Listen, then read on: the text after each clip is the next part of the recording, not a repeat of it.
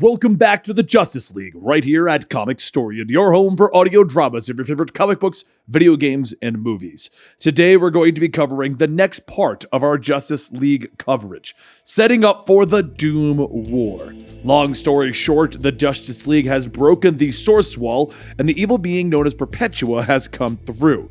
She has enlisted Lex Luthor and turned him into an apex predator to lead her mission of entropy and steal hope from the entire universe. In their attempts to stop Perpetua, the Justice League has failed over and over again, and now the entire planet of Earth has sided with Doom, bringing us to today. The world is in ruins. There was destruction as far as the eye could see, and standing atop of the Mount of Bodies was Lex Luthor, and he was smiling. No matter what anyone tried, they all died. And then she came. Perpetua. Perpetua has risen. Doom has won. The Justice League is dead. Now bow before your new god and meet your fate. Starman breathes heavily as he stands before the League, telling them that there isn't a need to show them the rest. It's far grislier than they could ever imagine. Luthor wins. Doom will win, and it will all happen in 3 days. His abilities allowed him to glimpse into the heart of hypertime itself, which is the cosmic flow of timelines and histories that governs their reality. This was not a dream. It was not a hoax. Not an imaginary story. It was real and imminent.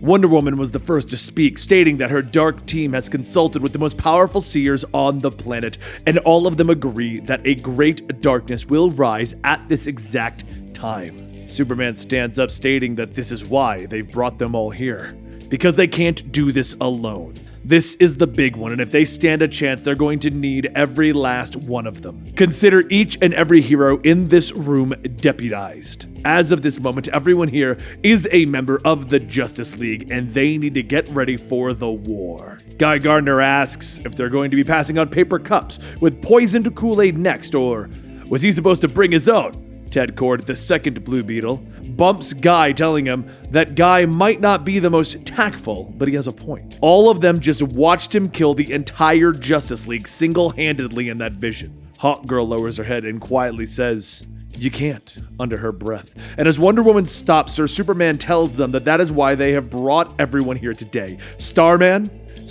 goes on, telling them all that he has a plan, but they're going to have to hear him out because it's going to sound crazy. First, imagine the multiverse as a symphony of life and energy, all of its elements operating in harmony with one another. As some of the most powerful forces in the universe, it is no coincidence that some of the world's greatest heroes are tied to those energies. The Speed Force gives the universe motion. The emotional spectrum gives the universe feeling. The Sphere of Gods give the universe magic, and the Life Force connects all living beings down to their souls. The collective unconsciousness grants them wisdom and knowledge, and the dimensional superstructure of the multiverse governs all things imaginable and unimaginable. Think of those forces almost like strings stretched out across the instrument that is their multiverse. Now, each of these forces also has a darker cousin, the 7 hidden energies of creation. And across the last year, Luthor and his Legion of Doom have unlocked each of those hidden energies. In doing so, Luthor learned the truth that their multiverse had been born once before, forged with those 7 dark energies instead of the 7 harmonious forces. The celestial being responsible was called Perpetua. And in their original multiverse, she'd made a realm that would live forever, where the strong would feed on the weak and rule for all of eternity. But her sons, the Monitor, the Anti-Monitor, and the World Forger, they stopped her and locked her away in the Source Wall so that they could rebuild the multiverse again, properly this time, governed by the 7 positive energies. Lex now wields 6 of those 7 dark energies, with a piece of the totality left by his father.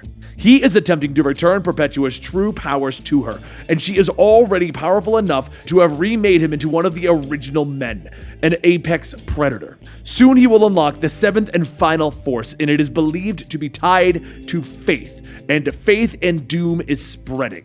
Just as Lex is connected to the dark energies with his piece of totality, they too are connected to the shard that burns inside of the cosmic rod. There are two small fragments that were separated when the totality fell to Earth, one falling into the past and one falling into the future. The plan is that they send core League members to each timeline and retrieve those and bring them back. The World Forger stands up, telling them all that the totality is formed and brought to them. His brother and he, with the help of the Anti-Monitor, will use it to seal their mother away for good. Starman continues telling everyone that later today, with the help of the World Forger and Monitor, he will open up the gateways to the other fragments of the totality. As the meeting ends, Hawkgirl flies off, but Superman rushes to stop her. He tells her that they need all of them for this, and if she has any misgivings, she asks, "Misgivings?" No misgivings, just sinking doubts. Not sinking doubts, I have a soaring conviction that we will fail. Maybe this could have worked if they had had the Martian Manhunter with them. Maybe, but this isn't a plan. It's a wild goose chase to prolong the inevitable. Superman says that he's worried about her. He may be Superman, but he knows the dark places a mind will go when they see a friend die. Hawkgirl flies off, telling him that she'll be fine. They have work to do. But as she leaves, a hooded man wearing a mask steps out of the shadows, stating, "Yes, they do." A short while later, the World Forger and the Monitor finish their work on the gateways, and Starman begins his preparations to allow travel between the timelines. Batman, Superman, and Wonder Woman will take the gateway to the future, while Flash and John Stewart will go into the past. With both teams gone, Mara and Hawkgirl will help the World Forger and Monitor locate their brother so that they can convince him to help them. Everyone ready? Everyone nods, and with that, Starman activates the gateway, but as everyone begins to walk through it, the World Forger says that there is something wrong. The Monitor tells him that he can feel it too. What does it mean? And that's when the hooded man from before jumps in shouting, "It means the Justice League will die!" Mara leaps in the way of the man, telling him that he has no hope of stopping them, but the man dodges her attack, stating that they failed to see the fatal flaw from this plan. It has doomed them all, and there is no other way. Before Mara could strike again, the man jumps into one of the portals, setting off an explosion, destroying both gateways and any chance the League members have of returning to the current time. Somewhere in the future, Batman, Superman, and Wonder Woman all fall out of their portal into a dark world, and as they get up, a voice yells, "Get the hell down!" Superman looks up to see a Brainiac Drone with the Doom sigil on its chest, pointing an energy blaster right at them. The drone fires as several individuals knock the heroes away. As Superman says the blast was ionized kryptonite. How did they know to use kryptonite? And as the smoke clears, a voice from before tells them, "I might be able to explain it. My name is Commandy, and these animals are my friends. I'm the last boy on Earth, and you're about 2 weeks too late to save your future." Meanwhile, in the past, John and the Flash find themselves in an old warehouse, and the Flash asks, why is it when he looks out the windows, he can see a Doom sigil strung up everywhere? John tells him that this is New York in the early 20th century, but how the hell did the symbol end up here? Just then a yellow flash zooms by the two and a green flame surrounds them, and a voice tells them that this is their secret headquarters and they have some questions. John yells that they're not here to fight anyone, and the Flash follows up stating that they came from the future to save reality. "Please, we need your help, but who are you?" The Jay Garrick Flash tells them that they are the Justice Society of America, son, and you're about 2 weeks too late to save your past. The Flash looks at everyone and asks, "Who exactly is the Justice Society of America?" And Jay tells him, "Oh no, son, you're in our headquarters in our time. Now you need to tell us who you are and what you want, or we're going to have to show you why you don't mess with the Justice Society." Flash tells them all to wait. Everyone knows that by hero rules that a league outranks a society. So you need to explain, right, John? John tells them, "Look, me and my friend here are just shocked. We've never heard of superheroes in the 1940s, but the truth is, whoever you are, your help is needed or everything will be lost." Meanwhile, in the far future, Wonder Woman asks how did Brainiac take over the entire realm? And Commandy says that the robots started showing up about a few weeks ago, thousands of them. They overran Tiger City in just hours and then the rest of the world. From the Snake City all the way to Leopard Sea, they called it the second great disaster since the first one brought down all of humanity. As Commandy goes on, Brainiac listens in on the conversation from the comfort of his ship, with the heroes none the wiser. Back in the past, Jay asks their Dr. Fate if this could all be a trick by the wizard, or his Injustice Society trying to get one over on them. Dr. Fate stares for a moment and tells him that as unlikely as it seems, "I sense that these two are who they say they are." Flash tells him, "Of course, I'm the Flash and my friend here is the Green Lantern."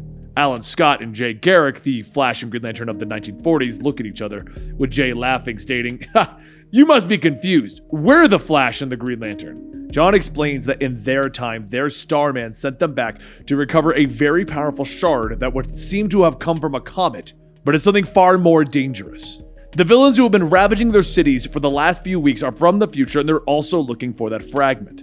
Hourman and Sandman state that this doesn't make much sense. They've never heard of the Justice Society of America. Has their existence been erased from history?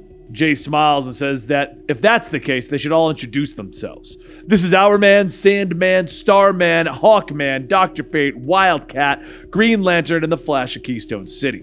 All together, we make up the Justice Society of America. Flash says that they have an Atom and a Starman, but the others are strangers. In fact, it's almost like deja vu. Like he and Jay have a whole history together that's right on the tip of his mind, but all he can remember is an echo. John asks Alan if there's other lanterns from the Corps in this timeline. Anyone on Oa? And Alan says that he's never heard of a Corps or of Oa. He thought he came up with the name himself. He found a magic ring after a train accident a few years ago. It can do almost anything that he can think of, but it's weak to wood. Are there any more like them out there? Dr. Fate yells, "No! It seems clear that the timelines have been altered, perhaps many times over. It is dangerous for any of us to be interacting at all." Starman then says that he might know what the Justice League is after. This Legion of Doom that we're battling, they've been targeting him, trying to steal the cosmic rod from a power source that sounds similar to their comet. However, the source was entrusted to the United States government to see if their scientists could get any use out of it. And if they get dragged into this new world war, then they took the shard to the military base in the Pacific. If they could get to it, it could mean a way home. Flash says that it sounds like they're about to have themselves the first ever Justice League Justice Society team up. Meanwhile, in the future, Commandy guides the heroes down into the old ruins that was the Hall of Justice, telling them that no one comes here, not even the animals. As Superman begins to walk forward, he stops, stating that they're not alone. And that's when the drones charge out of the shadows as Superman and Wonder Woman quickly get to work dismantling the robots. Commandy watches, saying to himself that he's never seen anyone fight like that before. Is this what it's like back in your time? Is this why people believed in you? Batman takes one of the drone's heads and begins to sync with it. As the information passes from the cowl, he says, "My God, Brainiac captured entire fragments of hypertime and imprisoned them on his ship. Hundreds of universes' possible futures have been bottled, including this one." Superman focuses and says that Brainiac must also be looking for the piece of the totality. But the piece that they're looking for is not in this world, it's in one of the bottles. And they have to beat Brainiac to it. But how can they get to the size needed to travel between worlds and not be noticed? And Wonder Woman tells him that she has an idea. But back in the past, Dr. Fate opens up a portal to a lush tropical island with the Flash telling him that it's a good sign. Nothing's on fire, no sign of the Legion. But just then, the Flash and John hear Starman's voice calling out to them that they have to hurry and find a way home. They must hurry. Flash asks John if he heard that, and John tells him yeah. And now suddenly has a bad feeling about this. Flash turns to Wildcat asking where are they, and Wildcat tells him that they're in the US territory on the outside of the Pacific. The natives call it Hawaii. Beats New York, huh? Just then, there's a siren going off in the distance, and John asks what day is it? Wildcat tells him, December 7th, 1941. Why? What's wrong? And that's when the Flash looks up at the sign that reads, Naval Station, Pearl Harbor. Meanwhile, in the future, Commandy asks if they're serious. This ship was buried under all that rubble for the last few hundred years. And Batman tells him that they built this ship using white dwarf star technology. And Wonder Woman adds on that they used this ship to miniaturize Batman and send him inside of Superman's body. Batman flies the ship through electrons, connecting the bottle up into the computer and through to the next when Superman stops him, telling him, this is the one. The ship pops out of the glass into the next future, and as the technology of this world interacts with the ship, it overrides its systems, shutting off the ship. Batman yells to brace for impact, and the ship crash lands through a building and into the ground. Everyone gets out, and a group of people walk towards the wreckage with one stating, Greetings, Kryptonian. We're Justice League A. Unfortunately, your hopes are all for naught, because all futures belong to Brainiac.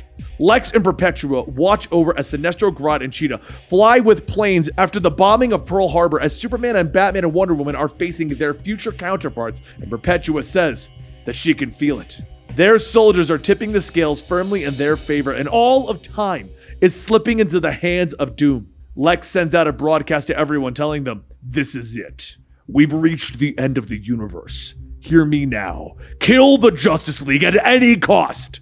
But also, at the end of the universe is a small floating island with the Anti-Monitor stepping out asking if they see why they were sent into time to fight. Do they see the scale of this war? The hooded figure from before says that they do, and it frightens them. The Anti-Monitor tells him that it should. His old friends race here, but they will not like what they find. And now he must ask his ally, will you fight alongside him to the very end? The man takes off his mask, telling him, yes, my lord, you can count on me. You can count on Aquaman. So the story's confusing as hell, but we're getting there, guys. So we've got the Trinity in the future with what appears to be the futuristic Batman Beyond style universe going on over there. We got the other team in the past dealing with the Justice Society. And now we got Aquaman working for the Anti-Monitor, which is the character that everyone's looking for. On top of all of that, Lex and Perpetua are basically winning, setting the entire universe into doom. And I hope you guys are enjoying it. If you smash that like button, you can avoid that doom and basically not get taken over by Brainiac. But you can also follow us over at Twitter at Comicstorian and get early access to these videos at Patreon. Thank you guys so much for your support, and I'll see you next time right here.